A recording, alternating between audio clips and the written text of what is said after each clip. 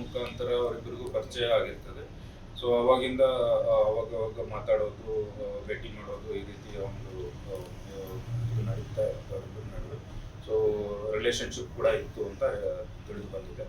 So ಈ ಹಿನ್ನೆಲೆಯಲ್ಲಿ ತನ್ನ ಪತಿ ಜೊತೆ ಆಗ್ತಿದ್ದಂಥ ಫ್ರೀಕ್ವೆಂಟ್ ಜಗಳಗಳಿಂದ ಹೊರಗಡೆ ಬರಲಿಕ್ಕೆ ಆತನ ಸಹಾಯ ಪಡೆದು ಈ ಒಂದು ಕೊಲೆ ಮಾಡಿರೋದಾಗಿ ಅದೇನು ಅರೇಂಜ್ ಮ್ಯಾರೇಜ್ ಸರ್ ಅಥವಾ? ಹೌದು, ಅರೇಂಜ್ ಸರ್. ಇವ್ನು ಕೊಲೆ ಮಾಡಿದ್ಮೇಲೆ ಏನು ಅಬ್ಸೆಂಟ್ ಆಗಿರಲ್ಲ, ಜೊತೆಗೆ ಇದ್ಲು ಅಲ್ಲೇ? ಆಕೆನೆ ತಿಳಿಸಿದ್ದಾರೆ, ಮನೆಯಲ್ಲೇ ಇದ್ಲು. ಸೊ ಆದ್ರೆ ಬೇರೆ ಹೇಗೋ ಸತ್ತಿದ್ದಾನೆ ಅನ್ನೋದು ಆತನೇ ಮಗು ಮೇಲೆ ಬಿದ್ದು ಮಗು ತಿಳ್ಕೊಂಡಿದೆ ಅನ್ನೋ ರೀತಿಯಲ್ಲಿ ಬೇರೆ ರೀತಿ ಬಿಂಬಿಸಕ್ಕೆ ಪ್ರಯತ್ನ ಮಾಡಿದ್ದು. ತಪ್ಪು ಒಪ್ಕೊಂಡಿರಲಿಲ್ಲ. ತೀವ್ರವಾಗಿ ವಿಚಾರಣೆ ಮಾಡಿದ ನಂತರ ತಪ್ಪು. ಇದು ರಾತ್ರಿ ಮರ್ಡರ್ ಮಾಡಿ ಆಕೆ ಬೆಳಗ್ಗೆ ಪೊಲೀಸಿಗೆ ಮಾಹಿತಿ ಕೊಡುವಂಥದ್ದು ಸರ್? ರಾತ್ರಿ ಅಂದ್ರೆ sometime in the mid night ಅಲ್ಲಿ ನಡೆದಿದೆ, 12 ನಂತರ ನಡೆದಿದೆ. ಆತ ಟಿವಿ ನೋಡ್ತಿದ್ದ ಅಂತ ಗೊತ್ತಾಗಿದೆ. ಆ ನಂತರ ನಿದ್ದೆ ಮಾಡಿದ ಮೇಲೆ ಡೀಪ್ ಸ್ಲೀಪ್ ಹೋಗಿದ್ದಾನೆ ಅಂತ ಕನ್ಫರ್ಮ್ ಮಾಡಿಕೊಂಡು ಇದನ್ನು ಕರೆಸ್ಕೊಂಡು ನಿಮಗೆ ಕಂಪ್ಲೇಂಟ್ ನಮಗೆ 112ಗೆ ಬೆಳಿಗ್ಗೆ 7 ಗಂಟೆಗೆ ಮಾಹಿತಿ ಬಂದಿದೆ.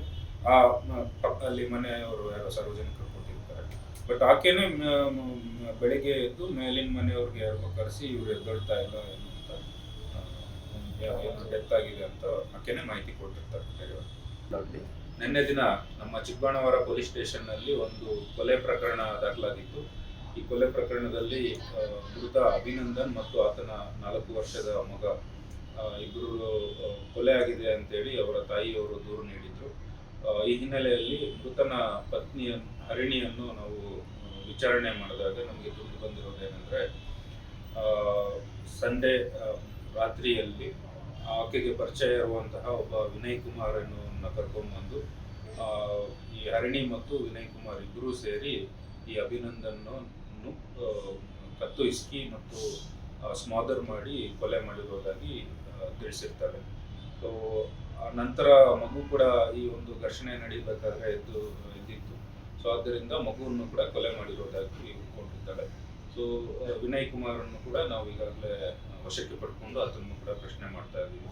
ಸೊ ಆತ ಕೂಡ ಈ ಘಟನೆ ನಡೆದಿರೋದ್ರ ಬಗ್ಗೆ, ಅದರಲ್ಲಿ ಆತನ ಇನ್ವಾಲ್ವ್ಮೆಂಟ್ ಇರೋದ್ರ ಬಗ್ಗೆ ತಿಳಿಸಿರ್ತಾನೆ. ಹೇಗೆ ಪರಿಚಯ ಕೊಲೆ ಮಾಡಿದ್ದೇನಕ್ಕೆ ಮತ್ತೆ ಅವನಿಗೂ ಇವಳಿಗೂ ಏನು? ಸೊ ಈ ಅಭಿನಂದನ್ ಮತ್ತು ಹರಿಣಿ 2021ರಲ್ಲಿ ಮದುವೆ ಆಗಿರ್ತಾರೆ.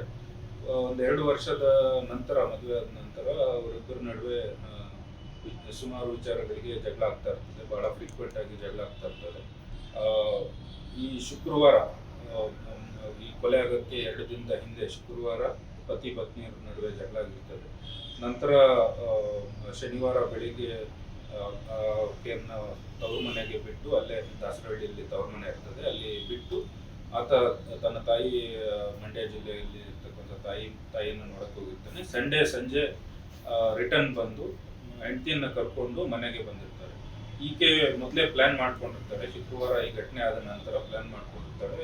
ಈ ವಿನಯ್ ಕುಮಾರ್ ಜೊತೆ ಮಾತಾಡಿಕೊಂಡು ಇಬ್ರು ಪ್ಲಾನ್ ಮಾಡಿ ನೈಟಲ್ಲಿ ಈತ ನಿದ್ದೆ ಮಾಡಿದ ತಕ್ಷಣ ಆತನನ್ನು ಕರೆಸ್ಕೊಂಡು ಈ ಒಂದು ಕೃತ್ಯವನ್ನು ಎಸಗಿರ್ತಾರೆ.